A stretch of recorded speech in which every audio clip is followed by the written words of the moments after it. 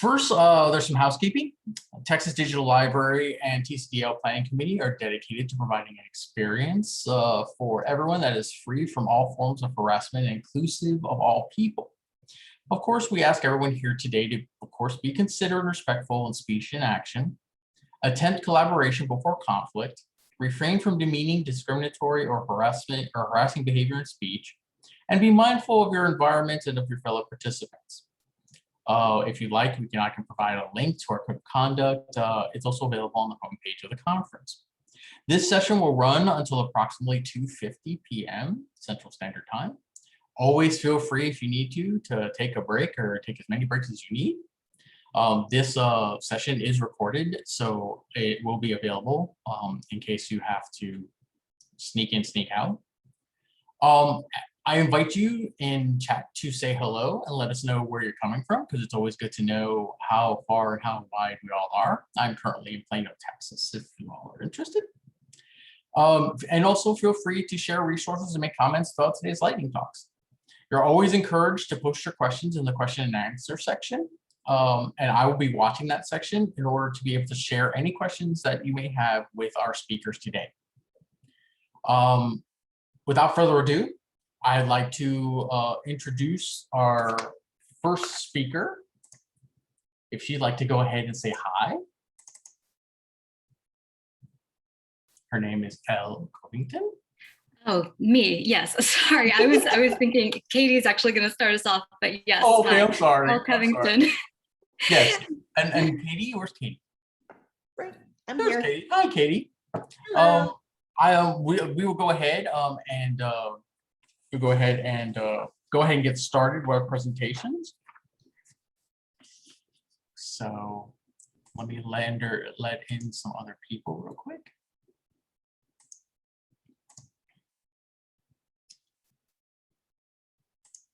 And the floor is yours.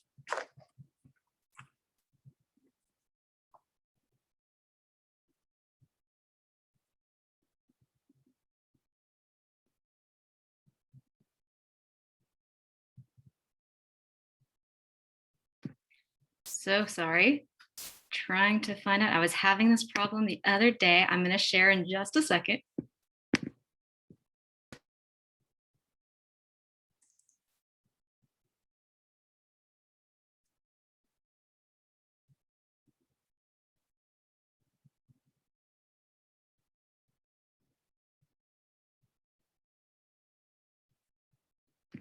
Katie, you're muted. Thank you, Elle. So, hello from the University of Texas at Austin.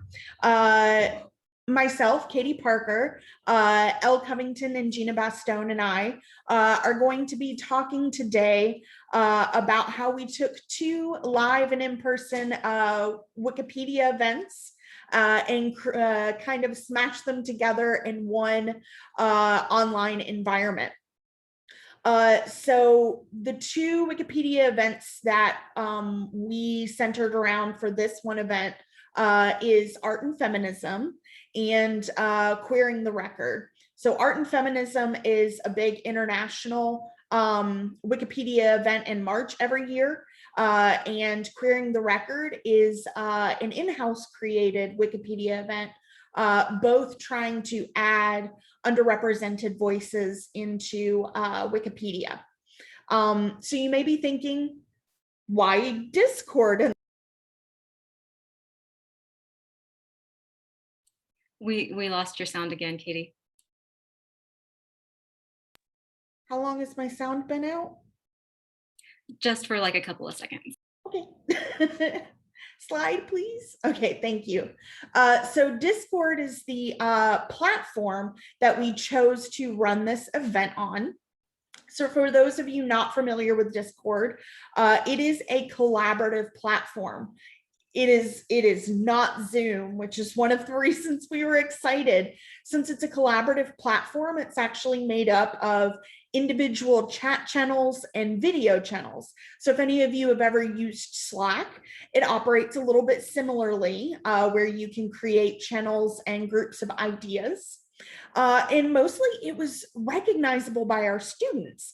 They could look at it and realize that it is a platform that a lot of them already use. It was originally created as a gaming platform, and now it's kind of just expanded from gaming into social groups in general. And it's nice because we can keep the info and recycle the event year after year.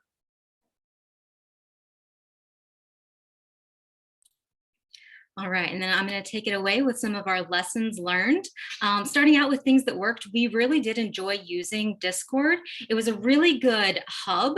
And so we've done these Wikipedia events, like we said, in the past, and we've got, combinations of Google Docs, Google Slides, Google Sheets, and Discord was just a great hub for us to have all of those in one place. And so we're thinking, this makes sense for us to continue using in the future, even when we do go back to having, in-person edit-a-thons. We'll probably continue to use this. We also did a pre-recording of just intro to Wikipedia, how to edit Wikipedia, those types of things. Was definitely the way to go for us. We didn't have to redo that every time somebody walked in the room like we did with in-person things. And it was also a really great way to include community partners who may not have come to campus for an in-person event. And so we had a couple of those relationships that we're hoping to continue moving forward. And just to give you an idea, here's a picture of our getting started, this nice static page that we had on Discord, and then places to put our different Google Docs and Google Sheets and those kinds of things. Like I said, that hub sort of thing. There were a couple of lessons that we learned that we would like to improve a little bit in the future, and one of those is a Discord onboarding. We sort of came in assuming that our students would really know how to use Discord, but then our students weren't necessarily the only ones who were participating. We wanted to include everybody. So having a little bit of that onboarding is something we would do in the future, as well as just sort of a greater general engagement on Discord. So greeting people as they arrive was something we started sort of towards the end. We had voice channels for both art and feminism and queering the record, and we didn't get much use, so we would funnel people to that in the future. And then having a place for people to comment on what they're working on and modeling that ourselves, which we started doing towards the end. And so here's sort of a picture of that showing, how we're talking about what we're working on. And then I'll pass it on to Gina. Okay, so I'm just going to cover some of the outcomes that came from our use of Discord and our future plans. And so for me personally, just becoming familiar with Discord was one of the pluses of this project, and I really came to love it. And it was just so great to use a platform that wasn't Zoom. And as Elle mentioned, we made some connections outside of UT, including with some staff at a local art gallery. And the chat conversation that we had with some of their staff was some of the best interaction we had all day. And I think that's something we were able to have because it was a remote event and not in person with all the barriers to coming to campus. The other thing I will say that I loved about Discord was that one thing I've missed as I have transitioned my instruction online is sort of having that very informal, over the shoulder kind of moments with folks, especially in workshops where they're learning new skills.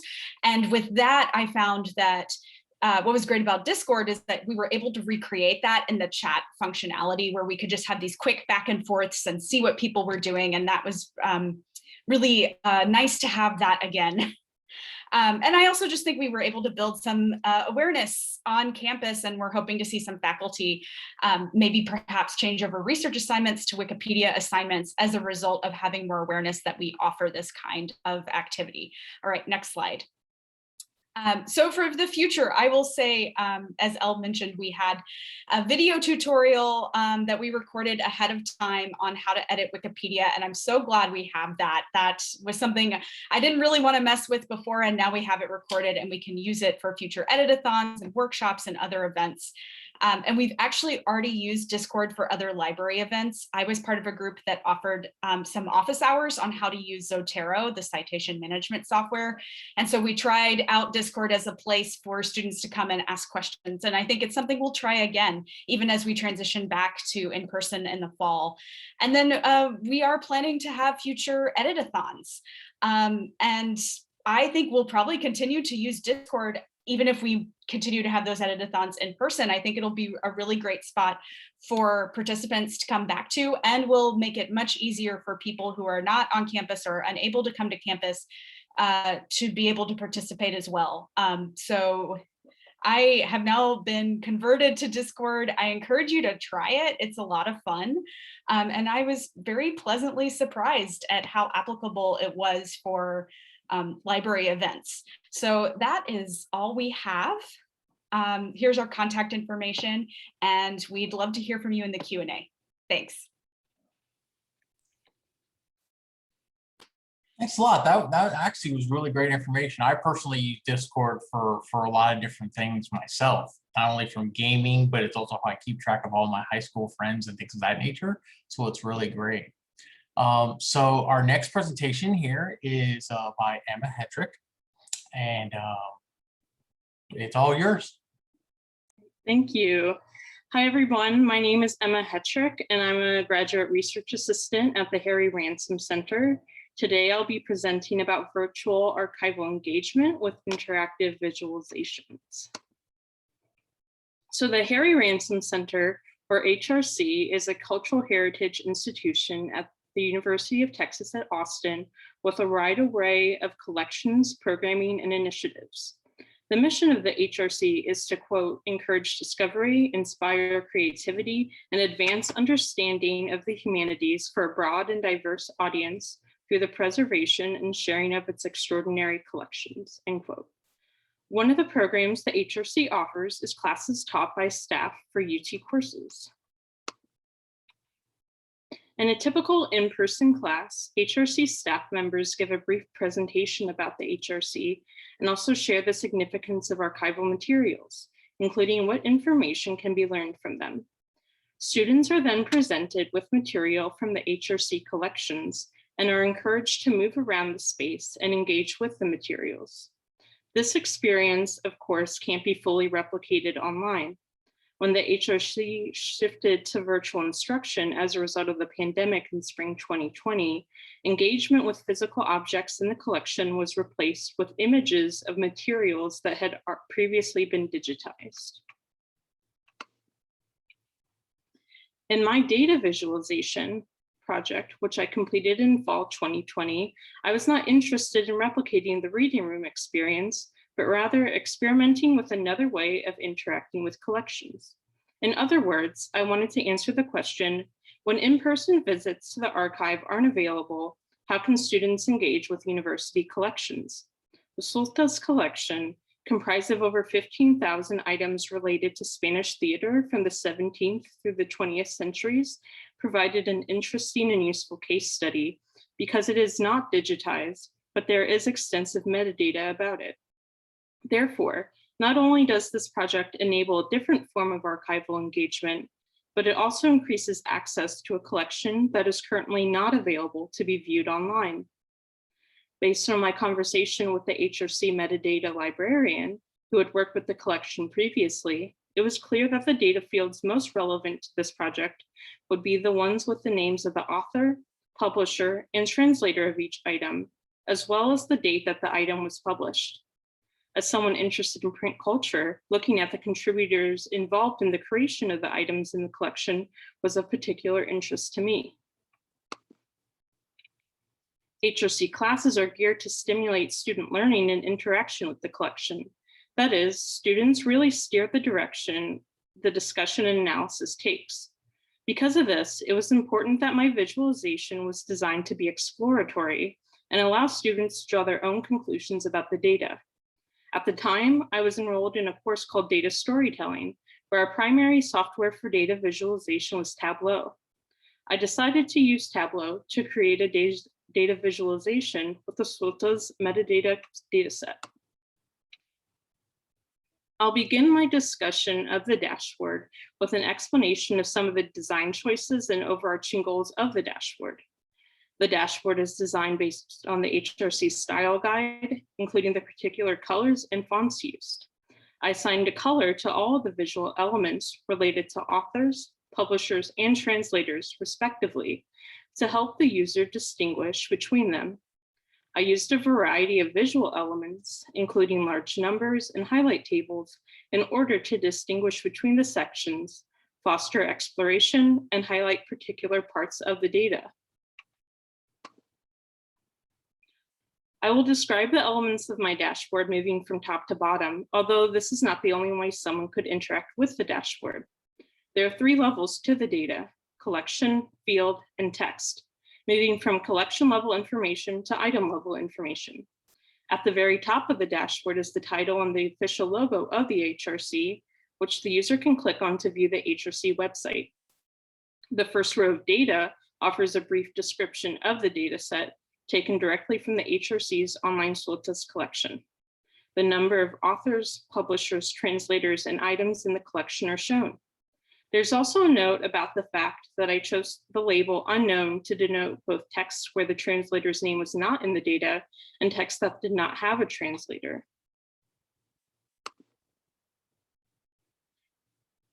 The second level of data focuses on the number of authors, publishers, and translators in a given year. I created a calculated field so that the user can filter the area chart to move between these 3 types of contributors.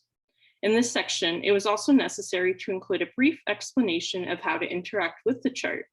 If a user clicks on the visual representation for a specific year, the tooltip provides a brief explanation of the data, and the highlight tables below will filter for that year. The last row of data includes 3 highlight tables for authors, publishers, and translators.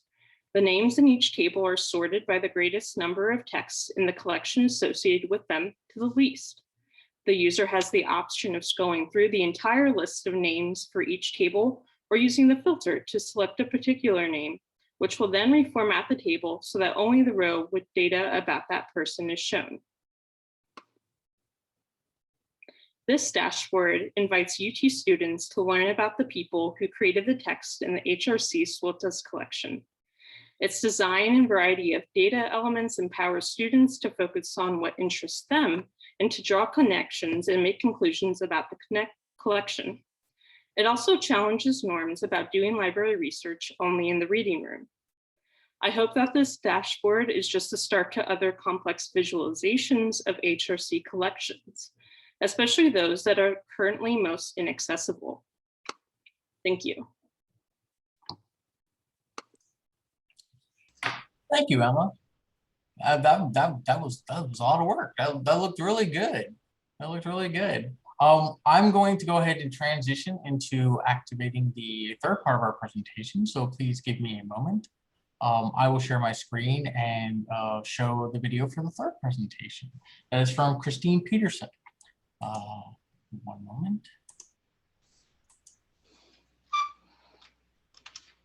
Does everybody see my screen with the video? Looks good. Okay, I will go ahead and play. Thank you for choosing to attend this session where I'll discuss the possibility of creating an open reading landscape using the SimplyE app. I'm Christine Peterson from Amigos Library Services, and I'll be referencing work done by both Columbia and New York universities, and will provide contact information for these projects on the last slide. SimplyE is a mobile app that brings together ebook and audiobook titles from multiple vendors into a single interface.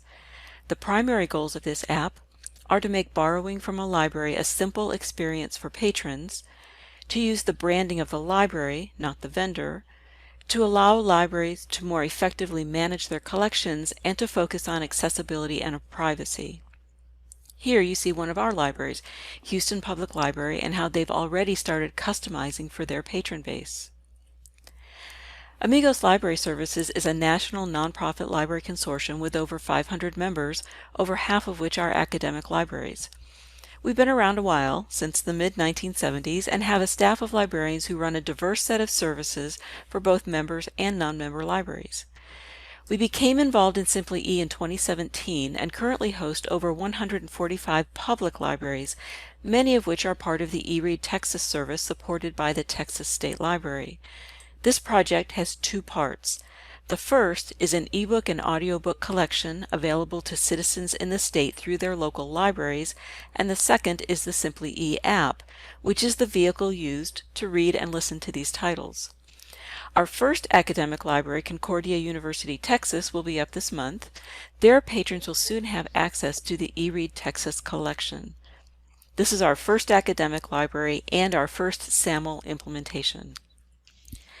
Right now, there are over 345 public libraries using SimplyE, and you can see the Amigos hosted libraries in the center.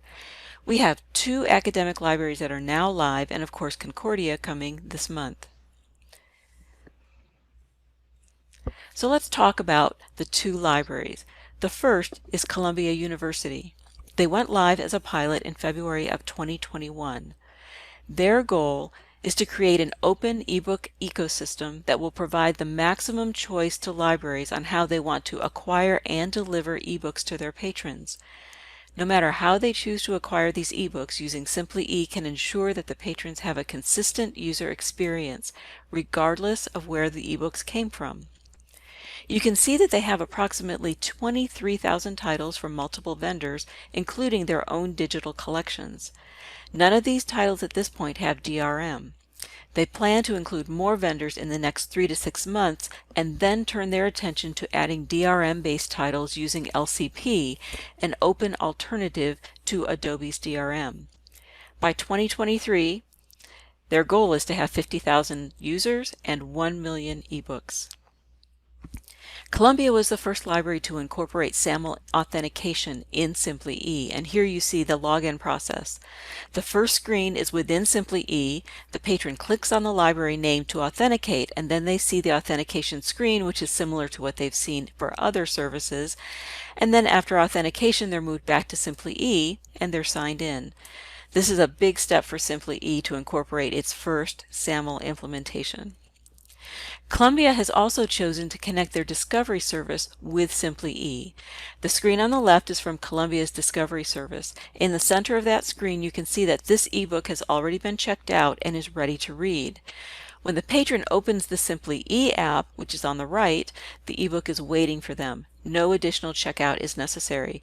This is a really nice connection between a catalog and SimplyE, which has not been done before, and I'm sure is just the first step in even more integration. Now let's talk about New York University. They went live within a week of Columbia. Their goal is slightly different. They focus on the user experience utilizing open standards and open software. They also use Saml, but their implementation is in common. So now we have Microsoft, we have Shibboleth, and we have in common. They have chosen to use a single vendor for their pilot, ProQuest eBook Central. They have a collection of 150,000 ebooks, which include both DRM and DRM-free titles, and their pilot was just extended through August 2022. One of the valuable usability concepts for NYU is how many steps is needed to read an ebook, and for ProQuest it was 13, as this NYU slide states. With SimplyE, it's only a few clicks. Find, download, authenticate via Saml once, which is where the purple arrows are, and then read. So 4 steps. This is one of the things that drew NYU to SimplyE. Here you see the open standards and software that NYU is currently using and the services currently in production or in development. So on the left-hand side, you'll see SimplyE, you'll see Library Simplified, which is the platform that includes SimplyE. You'll see Saml, EduPerson, In Common, OPDS, EPUB, and then Redium's LCP, Digital Rights Management.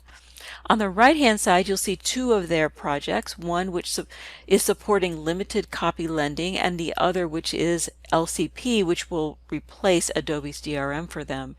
These are only 2 projects, and they have many ideas, so watch them because there's going to be more exploration coming. The creation of an open reading landscape is a journey. Libraries have to lead. We have just seen 2 libraries that have similar but different projects, both moving toward this open reading environment. Using open source software and open standards, we can interoperate across other services, open and possibly proprietary. We have to and want to involve vendors. They are partners in this journey. And hopefully, as we integrate our core library values into our projects, they will influence the market, raising the level of all library services. Thank you for your time. I'd like to thank Nancy Lynn from New York University and Robert Cardellano from Columbia University, who worked with me on this presentation. If you have any questions, you can contact Nancy, Rob, or me. Thanks.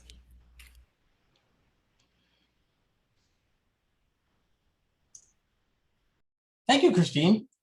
Actually, that is so like perfectly timed, as I've had students who come to me and actually have that same issue with how many clicks do I have to get to a book that I just need to read a chapter. You know, so it's good to see that exploration is out there, and I definitely would probably be touching base with you to make sure to get some more information on that. Common issue. Okay, give me a moment as I will do presentation 4. We will get that going. Once again, if you have any questions, please feel free to put them in the question and answer section after this presentation. Our speakers have been gracious to hang around and definitely will answer any questions that you might have concerning any of the topics that they had today. Okay, so the next one will be, it's called Celebrating 100 Years of Service. And we have multiple speakers who will be taking this one. Actually, it's not a speaker, it's a video. What am I thinking? It's that time of day. So if you give me a moment, let me share my screen.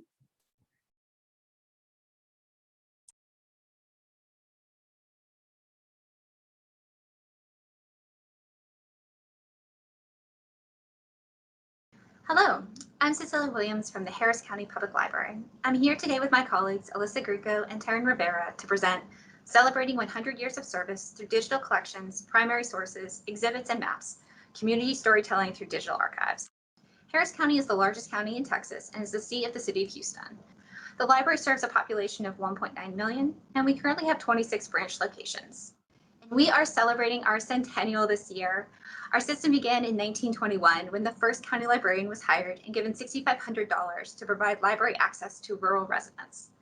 We wanted to celebrate the history of the system in each of our 26 branches, and we decided that we would do that by writing individual histories for each branch and present them online so that they would be mobile friendly, visually interesting with lots of pictures, and very easy to navigate. So starting in 2019, our team of 3 got to work collecting the materials that we would need.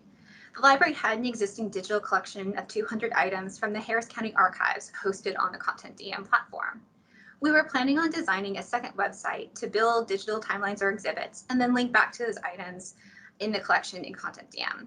However, when we saw what Quartex could do in terms of providing both a content management system and a discovery layer, including digital exhibits, we knew that we needed to switch. So we decided to migrate to Quartex in the fall of 2020.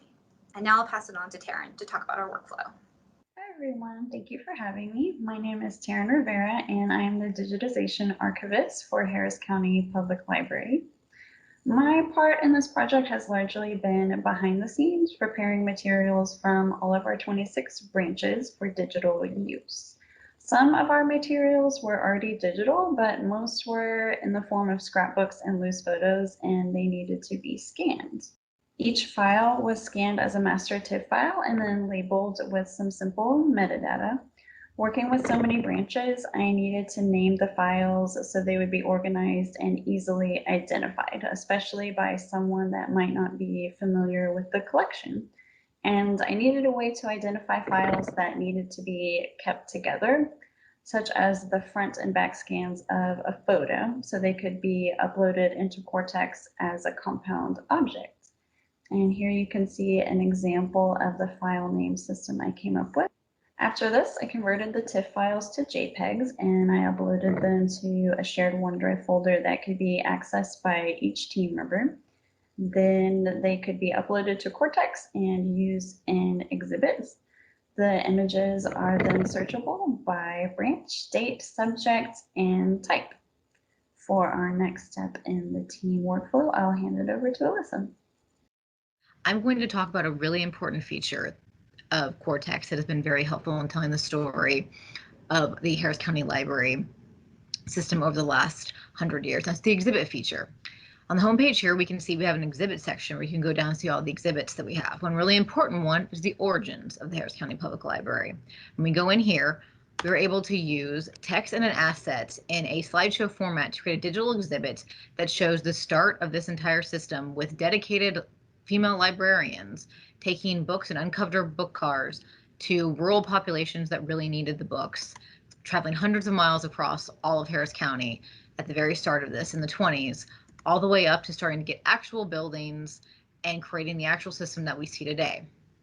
Another important thing is being able to tell the individual branches stories over this last century, such as the Aldine branch, which we can see here started as individual, just a couple of shelves in the Aldine school, and progressed through need to an actual major library branch. So we see the outside of here, all the way to the present day, where we are able to see the interior of the current building with a mural in the children's section and how that has now become a major branch for us. Another important feature, because the Harris County Public Library is so spread out and is so massive, is this map feature where patrons and site users can go in here and they can see, based off this, all these different points, which ones are bookmobile stops, which ones are library stations, which ones are actual branches.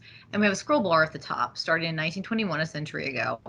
And patrons can take it and slide it across and see all of these different stations coming and going throughout this entire century that this library branches existed, library systems existed, up until the current day with our final 26 branches that we currently have. I'm now going to turn it back over to Taryn, who will be talking about using social media to promote this project and how Quartex has been very helpful. So we are super excited about the website and exhibits and all the features that Alyssa touched on. We want to get the word out about our site and encourage users to come and explore it. Not just our library patrons, but anyone who might be interested in its history or Harris County history. As we were building the site with Quartex, we worked with our marketing team at HCPL to create social media accounts just for the digital archive. And in the first month of our site going live, I posted to each platform every day to help generate interest and spread the news about our site. It's also a great way to connect to similar institutions such as the Texas Historical Commission and the Texas State Library and Archives Commission. Our most popular posts include our oldest photos from the 1920s and 30s that show our original bookmobile. I also tried to tie in posts from the collection with current events and holidays. For example, in April, I decided to look for Easter-related library photos, one of which you can see here on the right. The search engine and OCR features of Quartex make it really fast to find what you're looking for. So that's been a really great feature of the site. So far, our social media accounts have generated about 30% of the traffic to our site. These are our handles on Instagram, Facebook, and Twitter. Please check them out and follow us. I'll now hand it over to Jessica from Quartex. Thank you, Taryn. And thank you to Cecilia and Alyssa and the entire team at Harris County Public Library. It's been a pleasure to partner with you on your site and on your centennial map. If anyone has any questions about Quartex and the technology behind Harris County Public Library site, you can visit us at quartexcollections.com. Thank you for joining us.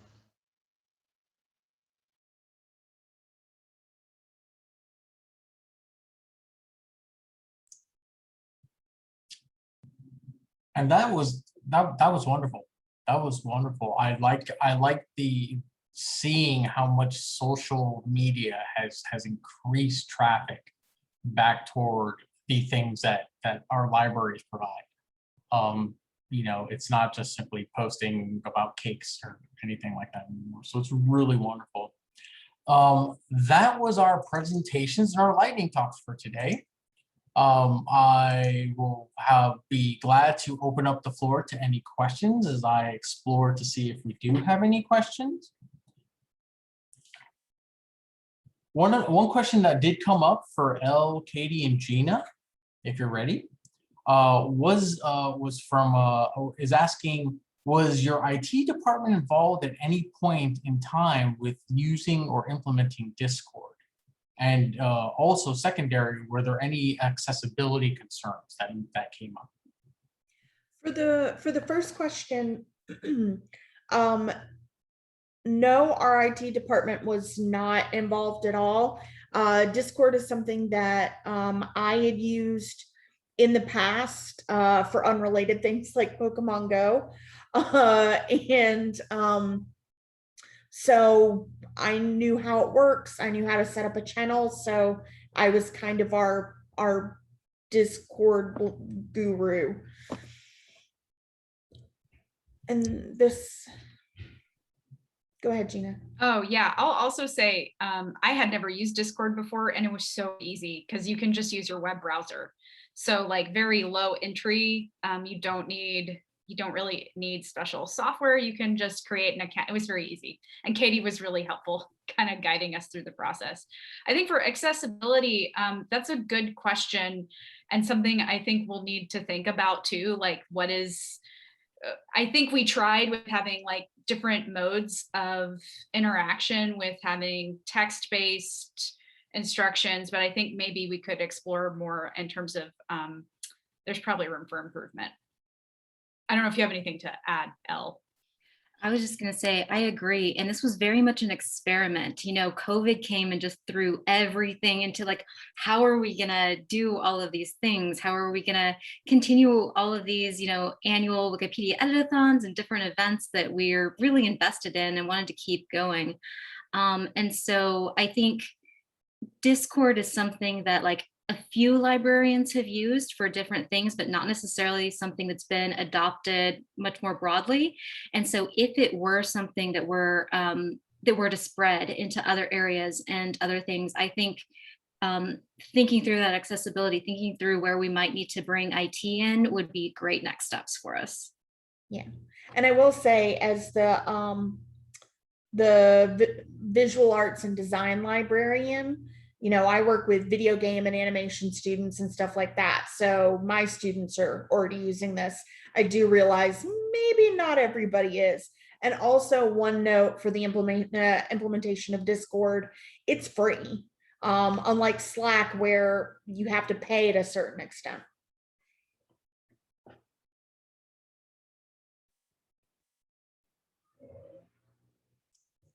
And just to add my experience with it, I've used it for I think like 3 years now. They update all the time. So it's one of those things where I believe if accessibility is what you're looking for, they're open to any suggestion because they're just developing like crazy. So I just want to add my 2 cents on that. But Discord is a great thing to use, and I'm glad that it's being used more. Does anybody have any other questions for any of our other members?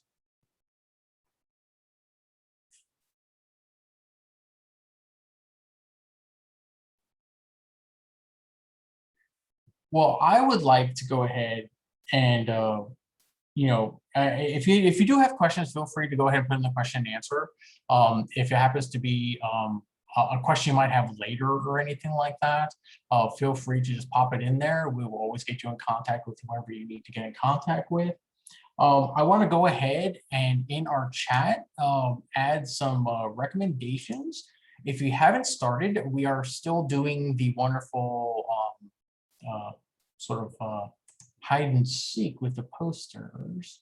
And I have a listing of some poster recommendations that I would like to share with everybody. I do appreciate all the time that you've taken to listen to these wonderful, wonderful presentations. I know that I have personally, I personally have questions that I will personally be getting in contact with some of you. If there are no other questions, then I can say that we can wrap up a wonderful, successful lightning talks. I think everybody was in the zone. Everybody was in, was flowing very well.